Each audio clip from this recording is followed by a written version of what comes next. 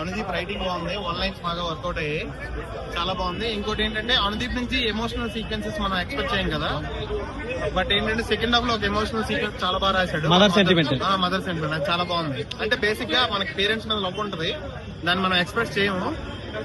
Express చేయాలని వాళ్ళు expect చేస్తారు, కానీ అది ఒక పర్టికులర్ టైంలో ఏదో ఒక టైంలో అది గ్రో అవుద్ది కదా. అలా ఫన్ ఎట్లా ఉంది? Fun super. అసలు కొన్ని వన్ లైన్ కొన్ని అసలు నెక్స్ట్ లెవెల్. ఎక్కడ సినిమాలోని చూసేవాళ్ళకి బోరింగ్ లేదు, ఎక్కడ కంటిన్యూషన్ ఎప్పుడు అయిపోయింది అనేది ప్రతి ఒక్కరు అదే చెప్తున్నా. అనేది మార్క్ ఉందా అండి డైరెక్టర్ గారి మార్క్? అంటే డైరెక్టర్ గారు అంటే ఫన్ సినిమా జాతి రత్నాలు ఇట్లా ఇవన్నీ హిట్ అయ్యాయి కదా, ఆ లెవెల్లోనే ఉందా, ఆ టెంపోలోనే ఉందా సినిమా?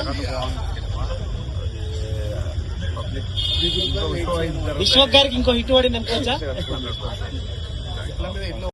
మంచి full comedy entertainment and emotions కూడా అదే విధంగా బాగా పండించారు సినిమాలో.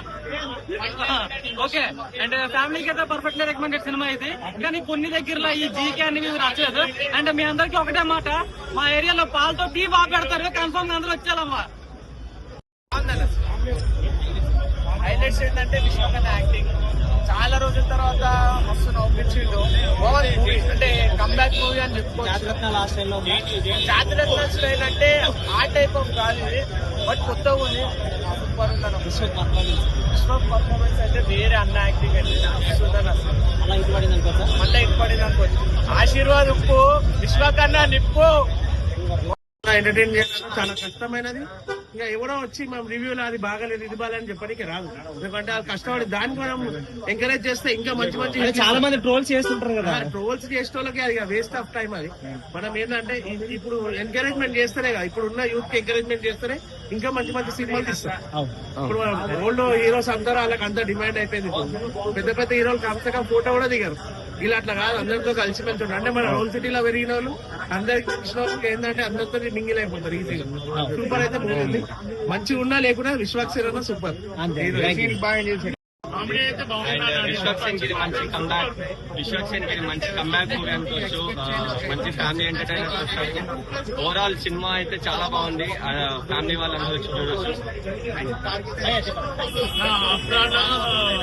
జాతిరత్న తర్వాత ఈ సినిమా చాలా అద్భుతంగా తీసింది, చాలా బాగుంది. ఆ స్టోరీ, ఆ ఇచ్చే కాన్సెప్ట్, ఫస్ట్ హాఫ్ అయితే సెకండ్ హాఫ్ అయితే ఇదిగా తీసిండు, చాలా బాగుంది సినిమా. విత్ ఫ్యామిలీతో ఎంజాయ్ చేయొచ్చు అన్న సినిమా. ఇక అనతిక్ డైరెక్టర్ అయితే నెక్స్ట్ లెవెల్. ఆ హీరోయిన్ కూడా సూపర్, ఆమె డెబ్యూ మూవీ అనుకుంటాను అని తెలిసి బాగా సూపర్ అన్న, ఒకసారి చూడొచ్చు. చాలా బాగుందమ్మా, అదిరిపోయింది. అలా చెప్పాలంటే కూడా చాలా గలీజ్గా అనిపిస్తుంది, అసలు బాగాలేదు. చెప్పాలంటే గలీజ్గా అనిపిస్తుంది, సినిమా చాలా గలీజ్గా అనిపిస్తుంది. అండ్ మెయిన్ ఏంటంటే వాళ్ళు ఏదైతే 1 లైన్ ఇస్తున్నారు, 1 లైన్ బాగుంది, కానీ ఎంత స్కేల్ పెట్టి ఉండదు, తల తోక ఉండదు, సీన్ కంటిన్యూ ఏముండదు. ఏదో జబర్దస్త్ ఒక 4-5 కొన్ని తీసుకున్నారు తప్ప ఎక్కడ 1% కనెక్ట్ అనేది లేదు. అసలు మేము పెట్టిన డబ్బులకి ఎక్కడ 1% వాళ్ళు అసలు జస్టిఫై కాదు కదా, అసలు లెక్కలో కూడా తీసుకోలేదు అనిపించింది.